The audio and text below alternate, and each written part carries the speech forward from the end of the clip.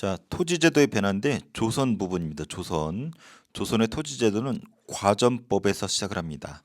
우리 앞서 고려시대 때 배웠어요. 고려 말에 위화도 회군 이후에 이성계가 권력을 잡고 신진사대부들한테 혜택을 주기 위해서 실시한 과전법. 그래서 첫 시작은 고려 말이지만 보통은 조선시대 때 전기의 토지제도로 과전법으로 소개합니다. 고려 같은 경우는 전시가였었죠. 근데 조선은 과전법. 그래서 보면은 전 현직 관리한테 수조권을 주는 거예요. 그러니까 전직, 현직, 수조권. 수조권의 개념은 앞서 소개했습니다. 국가가 걷어야 될 세금 권리를 관리한테 주는 거였었죠. 그래서 이 관리 같은 경우는 소유권이 아니라 수조권을 받는 거라고 앞서 얘기했었습니다. 그래서 경기도 지방만 한정해서 줍니다. 경기란 말은 이 경이 서울을 말하는 겁니다. 수도 주변을 경기지방이라 불러요. 그래서 고려도 경기가 있고 조선도 경기가 있고 지금 대한민국도 서울 주변을 경기도라 부르죠. 그래서 이쪽 지역의 땅만 한정해서 줬었습니다. 그리고 죽거나 반역하면 반환하는 것이 원칙이었지만 세습이 됐습니다. 왜? 이런 게 있었거든. 수신전 남편이 관리하는데 죽으면 그 미망인 와이프한테 주는 땅입니다. 휴량전 이것은 와이프마저 죽어버리면 그 유가족들 자식들을 위해서 주는 땅입니다. 그래서 관리가 죽더라도 와이프가 죽으면 그 자식들한테 세습을 이렇게 시켜줬어요. 그리고 경기도 지방만 또 한정하다 보니까 경기도 땅이 금방 떨어지고 세습이 되다 보니까 원칙에 맞지 않게 땅이 부족해지죠. 그래서 지급할 토지가 부족해지니까 세조 때 현직 관리한테만 과전을 주게 됩니다. 이것을 직전법이라 불러요. 현직만 줬다. 왜? 땅이 부족해져서. 그래서 현직 관리한테만 지급을 합니다. 과전. 그래서 직전법을 하게 되니까 문제가 생겼어. 왜 문제가 생기냐면은 관리가 수도권을 남용합니다. 왜? 현직이 있을 때만 땅이 주어지니까 가급적이면 수도권을 남용을 해서 많은 세금을 삥 뜯으려고 백성들을 괴롭히는 거야. 왜? 전직은 이제 주지 않으니까 노후 보장이 안 되잖아. 그래서 현직 관리들이 수도권을 남용을 해서 많이 삥 뜯어 가게 됩니다. 그래서 바꿔요. 관수 관급제로 바꿉니다.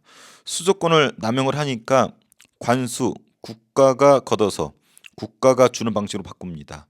즉 관리가 그 농민한테 수조권을 남용을 하니까 관리가 갖고 있던 수조권을 국가가 행사하는 거예요. 그래서 국가가 걷어서 국가가 이 관리한테 주는 방식이 관수간급제입니다. 근데 이마저도 이 직전법이 폐지가 됩니다. 그래서 관리들한테 이제 녹복만 주게 되죠. 우리 고려 시대 때도 똑같았어요. 관리가 되면 이 관리한테 뭘 줬나요? 수조권 땅을 주고 녹봉을 줬었죠. 그래서 이 수조권이 요때 16세기 중반이 되면 사라지고 곡식에 해당되는 녹봉만 받았었다라는 거. 자, 요 부분 요 프린트로 이해를 해도 되고 요것은 표로 만들어 봤어요. 조선 초기에는 과전법 전직과 현직한테 수조권을 줬습니다. 하지만 나중에는 이 전직을 주지 않는 직전법을 실시를 합니다. 현직만. 왜? 땅이 부족해서. 그러다 보니까 현직 관료들이 현직에 있을 때만 수조권이 주어지니까 토지 소유 욕구가 증가합니다. 그래서 토지를 많이 만들거나 아니면 수조권을 행사해서 농민들을 많이 삥 뜯어가는 겁니다. 노후 대비를 위해서. 그래서 직전법 때문에 토지 소유욕이 증가한다. 농민들을 괴롭힌다. 그래서 국가가 나섭니다. 관수관급제. 관자 들어가면 국가라는 뜻이에요. 국가가 걷어서 국가가 준다. 그래서 국가가 직접 수조권을 행사하는 건데 국가가 걷어서 관리한테 직접 수조권으로 거둔 곡식을 주는 거죠. 그러다가 이 직전법마저 폐지되었다. 녹봉만 지급되었다. 그래서 이 부분은 어떤 토지제도는 아니고 운영 방식인 거예요. 특히 관수강급제는 직전법의 운영 방식인 거지 이거 자체가 토지제도는 아닙니다. 그래서 편의상 토지제도처럼 이렇게 이해를 하는 경우가 있는데 뭐 상관은 없어요. 그렇지만 왜 국가가 나섰는지는 이해를 해야 되겠죠. 그래서 과전법, 직전법 폐지, 중간에 관수강급제 흐름 이해하면 됩니다. 그래서 이 과전법 시행이 이 고려사란 부분에 나오네요. 왜 고려사 나온지는 아까 얘기했었죠. 고려 말 때 과전법이 시행이 되었기 때문에 만약 그래서 여기 과전을 주었다라고 나와 있죠. 관리가 되면 과전이 주어집니다. 즉 수조권을 줍니다. 근데 이제 토지를 받은 관리가 죽었어. 그 아내한테 주는 땅을 아까 봤던 게 수신전. 그 이유가 남편의 과전을 모두 물려받고 자식이 없어 수신한 자는 반을 물려받았다. 수신이란 말이 몸을 닦아라. 너 딴 데 시집가지 말고 죽은 남편을 위해서 혼자 살아라 하면서 그 여자한테 준 게 수신전입니다. 그리고 부모가 모두 사망하고 자손이 유약해서 휴양전, 자식들한테 주는 거예요. 그래서 관리한테 주는 땅은 과전이었지만 남편이 죽으면 이 과전을 와이프가 수신전이라는 이름으로 받고, 또 와이프도 죽었어. 그럼 자식밖에 없어. 그러면은 휼양전이라는 이름으로 이렇게 세습이 되었다. 그래서 세습되면서 지급할 토지가 부족해지자 현직 관리들이 지급할 토지가 부족해지자 관리들이 수조권을 남발하고, 그래서 관수강급제로 바꿨다라는 거. 자, 수치 체제입니다. 위에까지 본 거는 땅을 주는 거잖아. 이제는 걷는 겁니다. 세금을. 그래서 여기 보면은 세 가지가 있다고 그랬었죠. 전세, 곡식, 공납 특산물, 혹은 어떤 수공업품, 그다음 역, 노동력. 요거는 어느 시대나 다 똑같았죠. 그래서 전세, 공납, 역 세 가지로 나눠집니다. 전세는 원래는 곡식 수확량이 10분의 1을 걷는 것이 관행이었는데, 세종이 워낙 똑똑하잖아. 공법이라는 것을 만듭니다. 그래서 두 가지를 만듭니다. 공법, 전분 육등법, 연분 구등법. 이 두 가지를 만듭니다. 세종대왕 가만히 봤더니 토지가 좋고 나쁜 게 있고 풍년이냐 흉년이냐에 따라서 또 수확량이 다른데 그냥 일괄적으로 막 걷는단 말이야. 그래서 세종대왕 머리를 굴립니다. 어떻게 해야지 백성들한테 공평하게 세금을 걸 수 있을까? 그래서 공법을 만드는데 전분육등법. 전이 밭전자예요. 그 밭, 땅이죠.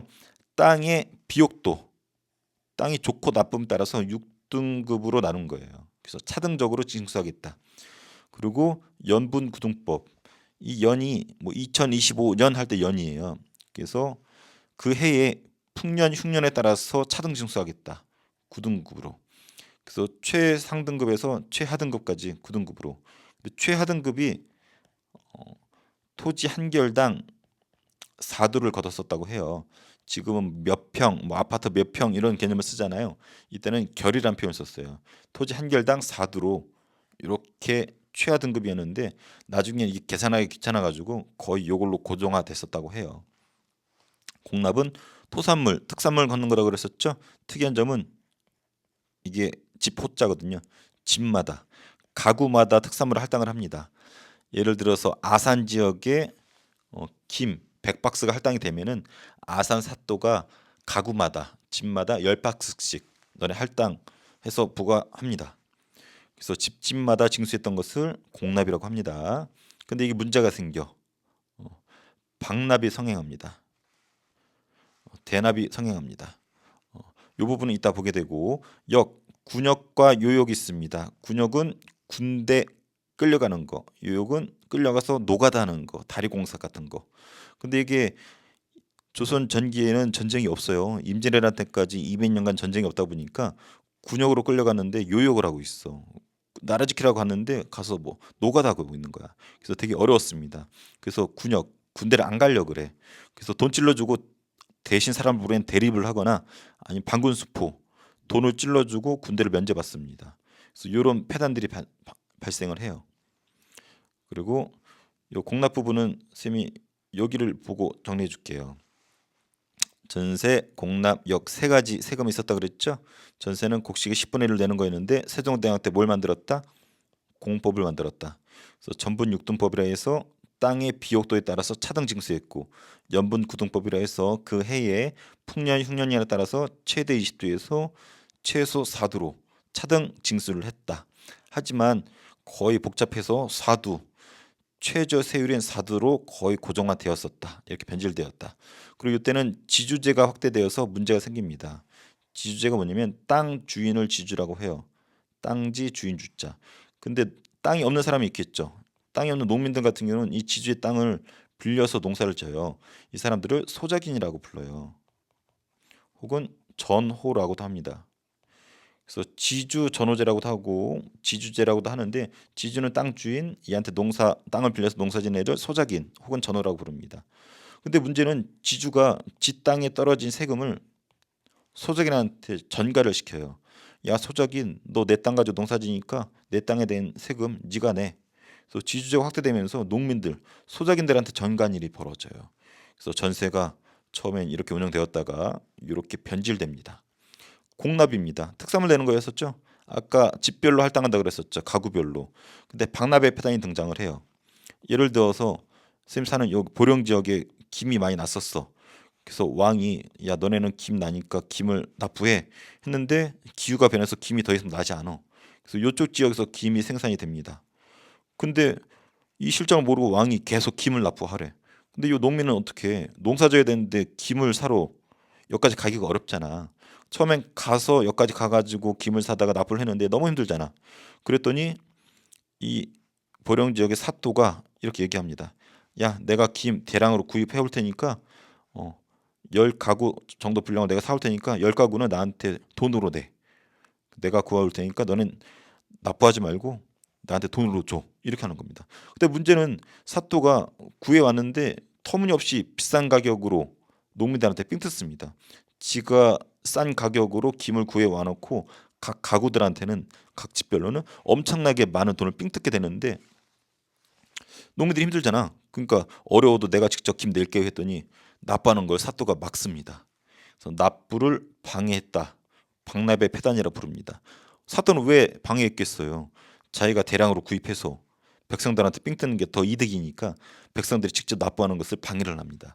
이것을 박납의 패단이라 불러요. 농민들이 죽어납니다. 노동력 제공하는 거였었죠. 16살에서 60살 남자한테만 해당되는 것이 여기였는데, 군역으로 끌려갔는데 요역을 하고 있었다. 너무 힘들다. 그래서 자기 대신에 군대를 보낸 대립. 나중에 이것을 그냥 양성화해가지고 돈을 받고 군대를 면제시켜준 반군수포라는 폐해가 발생을 합니다. 그래서 이런 식으로 조선 전기의 방식이 변질돼 버려요. 그래서 요거 개선해야 될 거 아니야. 이것을 다음 시간에 배우게 될 계산한 것이 이것이 영정법이라는 거고, 요거 계산한 것이 대동법, 요거 계산한 것이 균역법입니다. 요건 다음 시간에 나오니까 그때 보게 되고, 그래서 여기 아까 대납이라는 것이 어, 다른 사람 시켜서 다신 대세 납부하거나 아니면 농민이 내려고 그러니까 사또가 막았다. 박납 이런 뜻입니다. 그래서 폐해가 있었다. 요 정도 알고 다음 시간에 연계될 때 정리하면 될 것 같아요. 자, 조선 전기의 경제 생활인데 농업 부분은 농사직설이라는 것을 세종대왕 때 편찬을 합니다. 우리 원래 농업책이라는 것이 항상 중국 거를 갖다 썼는데 중국 건 중국의 실정에 맞잖아요. 그래서 우리나라 실정에 맞는 책 농사직설을 편찬합니다. 그래서 벼농사가 확대가 됩니다. 벼농사는 원래 고려 말에 처음 시작됐어요. 고려 말 때 남부 지역으로 시작되었다가 이때도 역시 남부 지방에, 아니죠. 선생님 말 실수했네요. 벼농사는 청동기 시대부터 시작이 됐는데 확대가 되었고, 요거 얘기하려다 실수했네요. 남부 지방에서 모내기법이 확산이 됩니다. 요 똑같은 말이 고려 말에 나옵니다. 고려 말에도 남부 지방에 모내기법이 있었고, 요 확산된 것이 조선 전기라는 거. 근데 모내기법은 뒤에 엄청 강조하겠지만 꼭 알아두세요. 조선 후기 때나 가야지 전국으로 확대됩니다. 아주 중요합니다. 모내기법이 장점이 무지 많거든. 이 장점은 다음 시간에 소개하겠지만 이 모내기법이 너무 좋기 때문에 조선 후기엔 전국으로 확대가 돼요. 그래서 언제 확대되었냐? 조선 후기라는 거 꼭 알아두세요. 고려 말에 시작되었고 조선 전기까지는 남부 지방에만 국한되었다. 이게 좋음에도 불구하고 왜 전국으로 확산되는데 시간이 걸렸냐면 물이 필요해. 물이 있어서 모내기법을 하면 엄청 이득인데 조선 전기만 하더라도 이 물을 보관하는 기술이 많이 발전을 못했어요. 그래서 물이 없어서 가뭄 들면은 이거 1년 농사 완전 망치거든. 국가가 하지 못하게 막았어. 그래서 몰래 몰래 남부지방에서 했는데 조선 후기에는 이 물 보관하는 수리시설이 개선이 되면서 전국으로 확대되고 엄청난 이득을 가져오게 됩니다. 또 시비법이 또 발달해서 휴경지가 감소하게 돼요. 고려 말에 있었던 게 확대되는 거예요. 모내기법도 확산이 되고 시비법도 확산이 되고. 상업, 수도 한성에 시전이 있었습니다. 고려랑 똑같죠? 개경에 있었던 시전. 조선은 한성의 시전. 감시하는 경시소 똑같습니다. 고려도 경시소에 있었었죠. 그러다가 15세기 후반에 장시라고 불리는 시장이라고도 불리는데 선생님 잘못 썼네요. 장시가 등장합니다. 장시는 시장이에요. 시장 우리가 흔히 알고 있는 시장. 그래서 나중에 조선 후기가 되면 전국적으로 확산이 됩니다. 그래서 장시가 등장했다라는 거. 전기는 관용수공업 중심입니다. 후기가 되면 이제 민영수공업으로 바뀌는데 항상 조선 전기는 수공업뿐만 아니라 모든 게 다 관영이에요. 뭐 광산 채굴하는 것도 관영, 수공업도 관영, 모든 게 국가 주도입니다. 근데 조선 후기는 경제가 발달하면서 다 민영으로 바뀝니다. 그래서 관영일 때는 관청에 소속된 장인들이 물건을 만들어내게 하죠. 농사직설 나와 있네요. 세종대왕 때 여기 우리 지역 여러 농민들의 경험을 바탕으로 지역마다 적합한 농법을 모아서 편찬한 농업서적이다. 우리 실정에 맞다. 예전에 중국 농사법을 했는데 너무 불편했기 때문에 우리 실정에 맞고 우리의 경험을 정리한 책 농사직설. 그래서 자주적이라는 표현을 쓰죠.